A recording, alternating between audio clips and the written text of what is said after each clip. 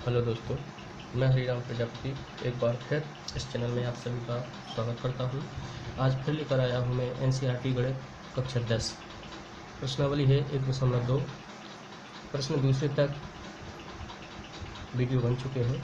तीसरा प्रश्न है, अभाज्य गुणनखंड विधि द्वारा निम्नलिखित गुणनखंड पूर्णांकों के एचसीएफ और एलसीएम ज्ञात कीजिए, यानी महत्तम समावर्तक और लघुत्तम समावर्तक ज्ञात करना है।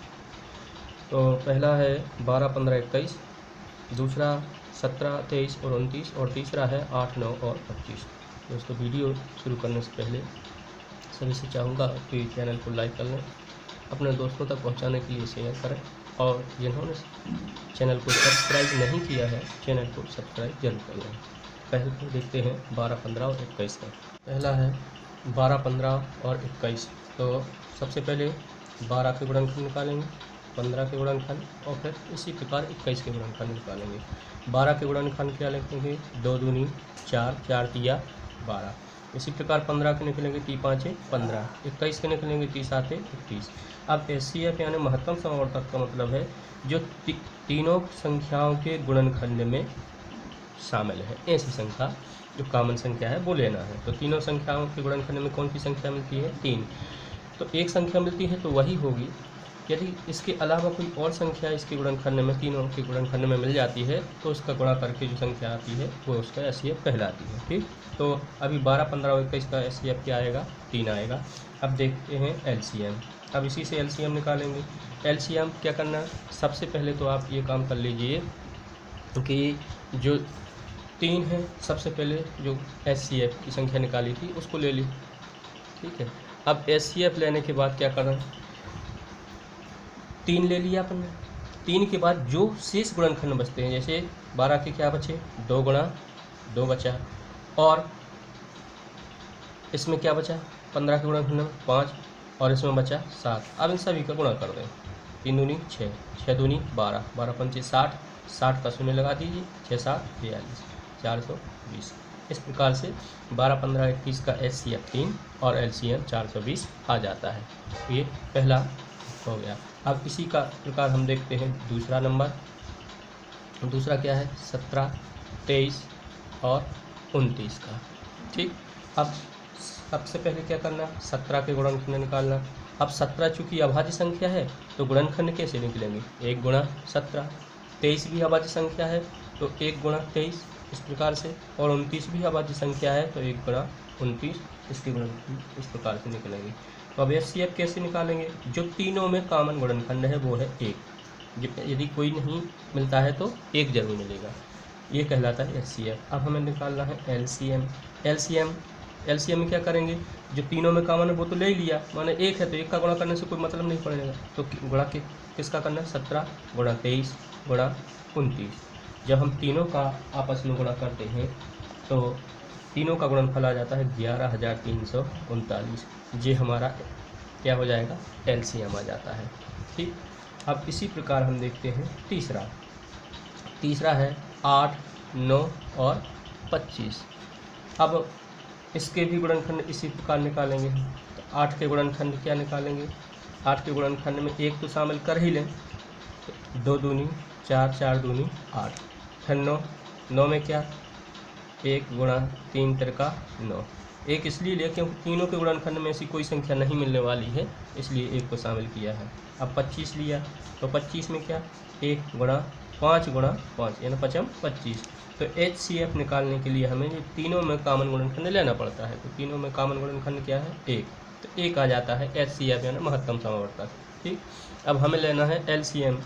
तो एलसीएम यानी लघुत्तम समावर्तक। तो सबसे पहले क्या करेंगे? 1 तो शामिल हो ही गया समझ लो, क्योंकि 1 का गुणा करने से कोई अंतर नहीं। तो 2 दूनी 2 गुणा 2 गुणा 2 ये ले लेते हैं। इसके बाद 3 गुणा 3, फिर गुणा 5 गुणा 5। ठीक, इसका करते हैं। अब और इन तीनों का आपस में करेंगे गुणा। तो तीनों का आपस में 2 दूनी 4 दूनी 8, वही 3 तिरका 9 और 5 25।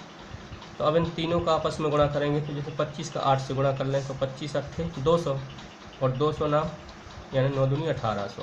इस प्रकार से इसका एलसीएम कितना आ जाएगा? 1800 आ जाएगा। तो इसका 8, 9 और 25, HCF 1 और LCM 1800। इस प्रकार प्रश्न जो तीसरा था ये कंप्लीट हुआ। अब देखते हैं प्रश्न चौथा। चौथा प्रश्न है HCF 306 657 बराबर 9। मतलब 306 और 657 का जो महत्तम समवर्तक है वो है 9 दिया है, और 306 और 657 का LCM ज्ञात करना है। ठीक, तो चलते हैं इसके हल की तरफ। इसमें हमने देखा इस HCF यानी 306 और 657 का जो HCF है वो क्या लिखा हमने 9 जो दिया है। अब संख्याएं कौन कौन सी है 306 और 657। इसके बाद LCM ज्ञात करना है। तो हम जानते हैं कि HCF गुणा LCM बराबर दो संख्याओं का गुणनफल, बराबर दो संख्याओं का गुणनफल। ठीक है, अब ज्ञात क्या करना है हमें LCM।